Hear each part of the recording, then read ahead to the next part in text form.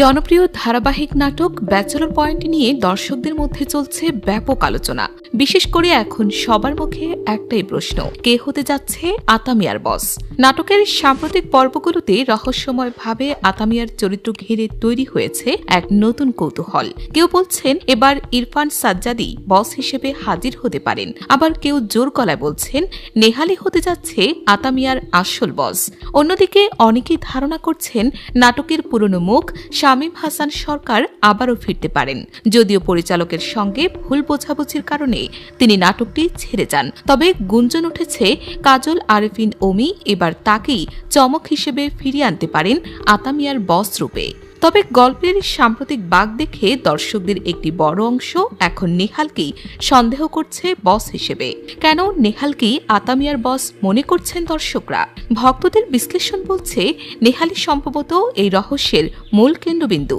এক ভক্তের ব্যাখ্যা অনুযায়ী বোরহান বা আতামিয়া একেবারে সাধারণ পরিবার থেকে এসেছে, কিন্তু নাটকে দেখা যাচ্ছে সে দামি ফোন ব্যবহার করছে, দামি পোশাক পরে টাকা পয়সা নিয়ে বেশ বড়লোকি ভাব দেখায়। এত টাকার উৎস কোথায়? সম্ভবত নেহালের কাছ থেকে আসে এই অর্থ। এমনকি নেহাল কেন যেন সবসময় রহস্যময় থেকেছে। তার পরিবার, অতীত বা বাবা মা সম্পর্কিত কিছুই দেখানো হয়নি নাটকে। আমেরিকা থেকে আসার পরও একবারও পরিবারের সঙ্গে ফোনে কথা বলেনি সে, যা দর্শকদের সন্দেহ আরও বাড়িয়ে দিয়েছে। আরও একটি শক্ত যুক্তি হল বোরহান যে বাড়িটি দখল করে নিয়েছে সেটির দলিল কিভাবে তার হাতে এলো। দর্শকদের ধারণা ওই দলিল নাবিলার ফুফার হাতেই ছিল, অর্থাৎ নেহালি পেছন থেকে পুরো খেলা পরিচালনা করছে এই গল্পের অজানা বস হিসেবে। তাহলে শেষমেশ কে বস? এখন প্রশ্ন একটাই, আতামিয়ার বস হিসেবে আমরা কাকে দেখতে যাচ্ছি? রহস্যময় নেহাল বা পুরনো জনপ্রিয় মুখ শামীম হাসান সরকার, নাকি নতুন মোড় নিয়ে হাজির হবেন ইরফান সাজ্জাদ? সব প্রশ্নের উত্তর লুকিয়ে আছে ব্যাচেলর পয়েন্টের পরবর্তী পর্বগুলোতে। এরই মধ্যে নাটকের ভক্তরা সামাজিক যোগাযোগ মাধ্যমে হ্যাশট্যাগ দিয়ে ব্যবহার করে নিজেদের বিশ্লেষণ, মিম ও ভিডিও পোস্ট করেছেন।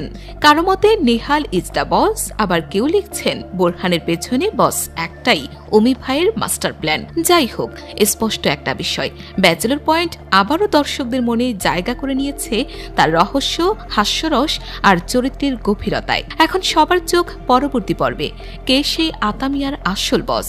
আপনার ধারণা কি? কমেন্টে জানিয়ে দিন।